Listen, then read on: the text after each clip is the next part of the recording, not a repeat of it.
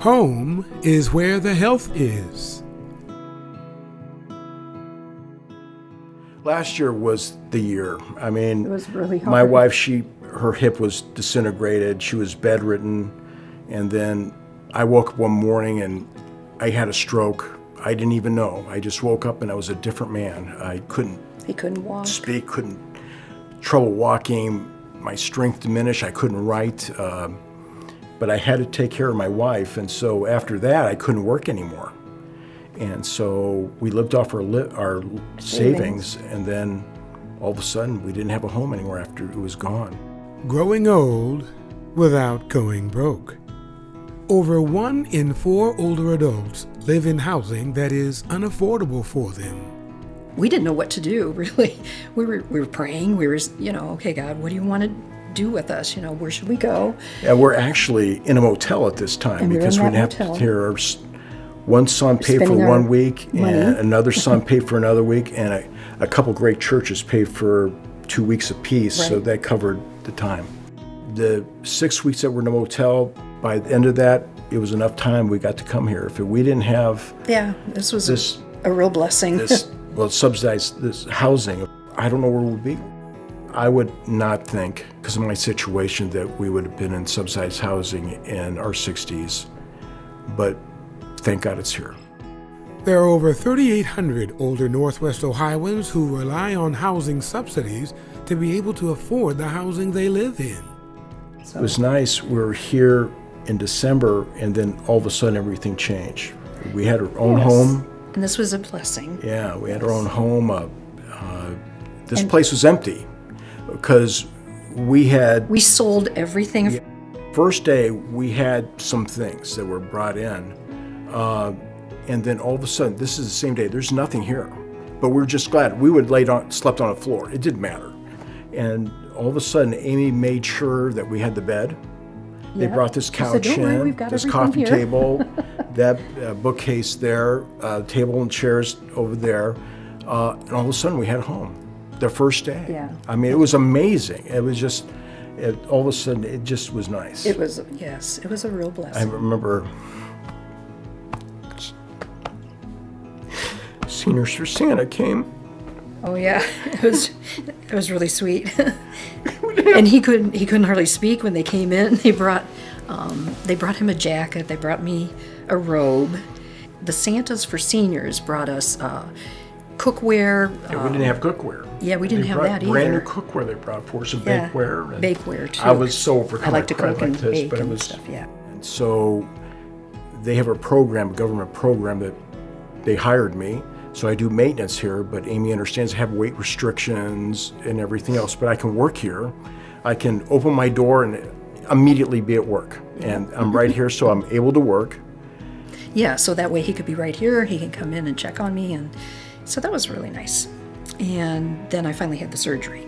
So now I can finally get up and move with a walker, When you think about health, you think, okay, like for your therapy, she has to do physical work. You think, okay, I need the right vitamins, I need to eat correctly and everything else. But you have to be secure in your life. You have to be happy too, or it's not going to work. So you have to feel safe. Everybody has to have a home.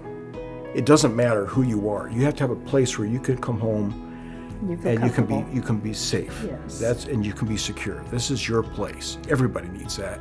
If you don't do that, it's harder to be healthy. The Area Office on Aging and its partners have focused for decades on social determinants of health like nutrition, socialization, economic stability, and housing.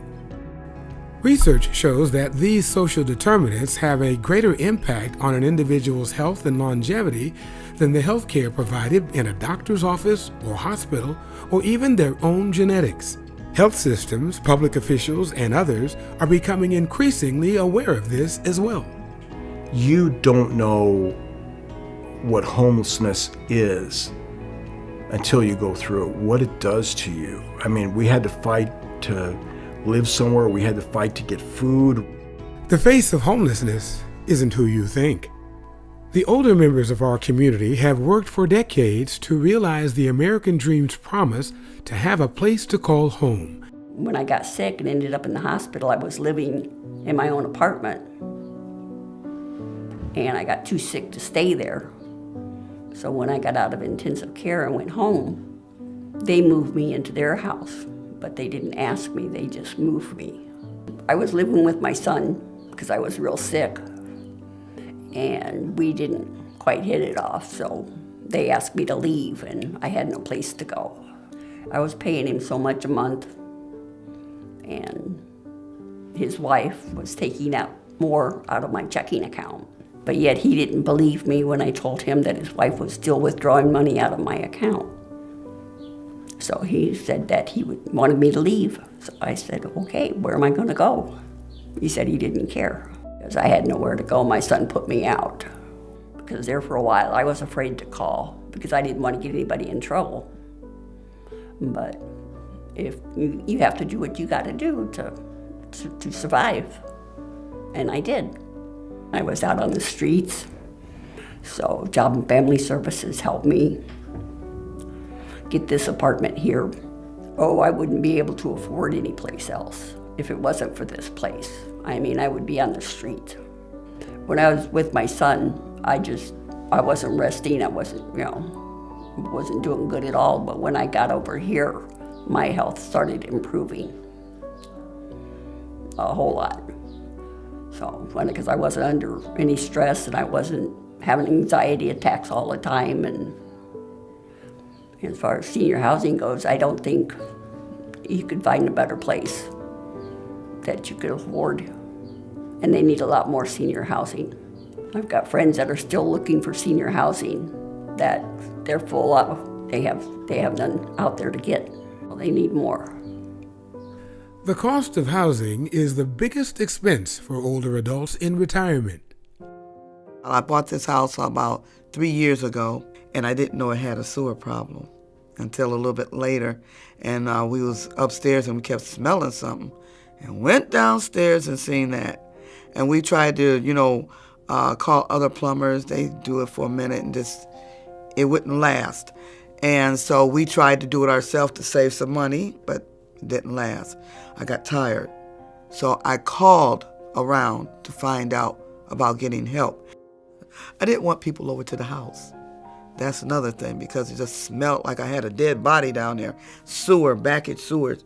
And I called the area on aging.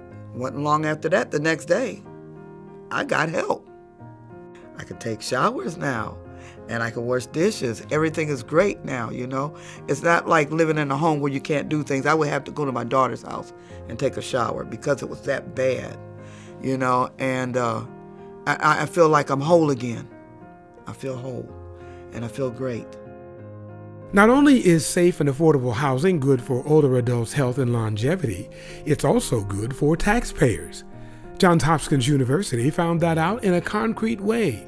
When they invested $3,000 in their home repair program, there was a 3-to-1 return on their investments due to a decrease in emergency room visits and hospitalizations.